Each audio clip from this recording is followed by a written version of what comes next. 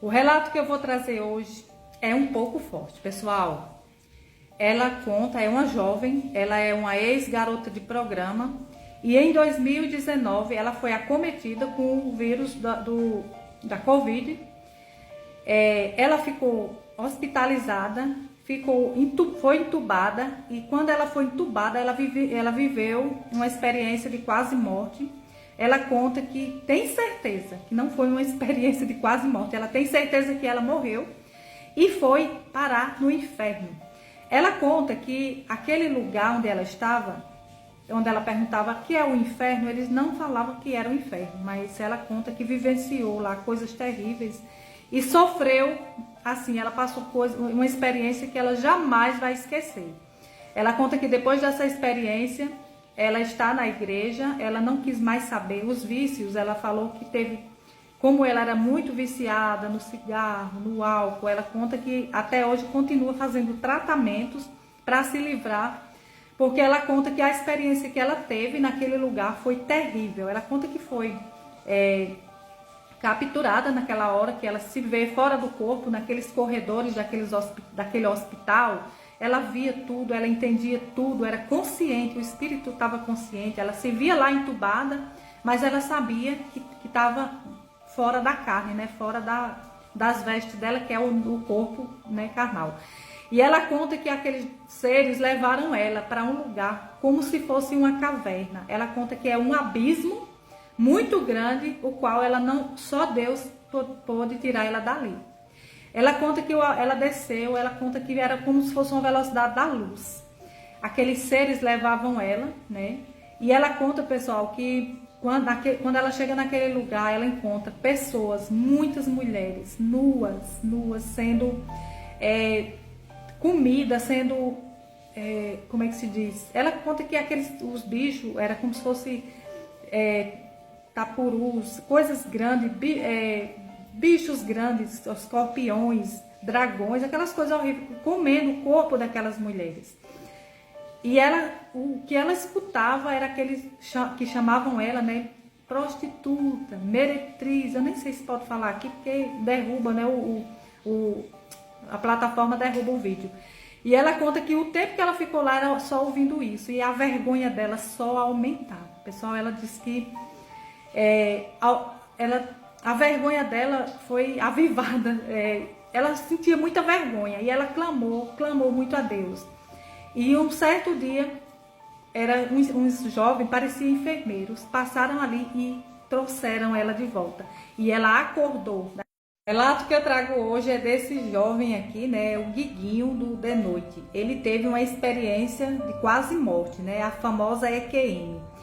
Ele conta que certa vez ele sentiu, né, uma falta de ar e aí levaram ele, né, até ao hospital e ele conta que foi parar na UTI. E ele conta, pessoal, que estava muito mal, sentindo muito mal, achando que ia morrer.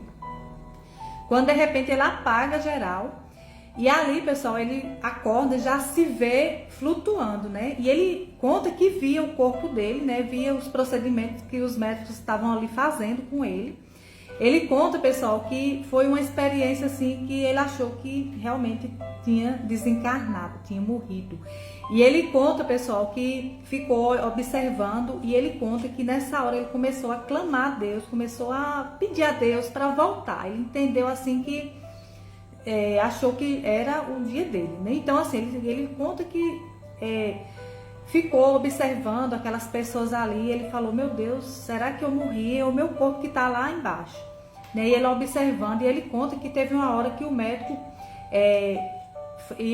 como ele não estava respirando, e o médico tentou fazer uma traqueostomia. Traqueostomia, pessoal, é um corte na garganta que eles dão para a pessoa respirar, né? Para o paciente respirar. E nessa hora que ele viu que aquilo ia acontecer com ele, ele começa a clamar, né? E de repente aparece um jovem. E esse jovem acalmou, né, o espírito dele e falou, calma que vai dar tudo certo, não vai ser preciso fazer. Então aquele jovem estava ali no meio dos médicos e acalmava, né, ele flutuando em cima assim, né? Ele via tudo branco, mas ele escutava tudo, via tudo. Então ele conta que naquela hora o médico, o Jefinho, que era aquele jovem que apareceu, né, para ele, acalmando ele, o nome daquele jovem era Jefinho. Então aquele jovem foi lá no corpo dele, fez alguma coisa e ele apaga novamente, esquece assim um pouco e aí volta. Quando ele volta, ele respirou, né, não foi preciso fazer esse procedimento. E ali, pessoal, ele conta que aí passou, né, ele muito feliz porque ele tinha voltado à vida novamente, né? E ali ele conta que foi agradecer a equipe médica, né? E aí ele disse: eu quero agradecer a Jefferson, aquele rapaz que me ajudou, me acalmou, eu estava desesperado naquela hora.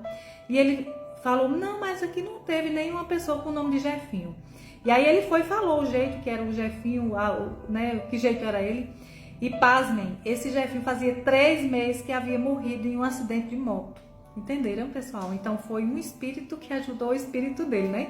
E ali ele hoje veio contar, né? Ele conta o relato dele em vários... Podem ver aí o relato de hoje é de um ex-policial. Aliás, um ex não, um policial aposentado.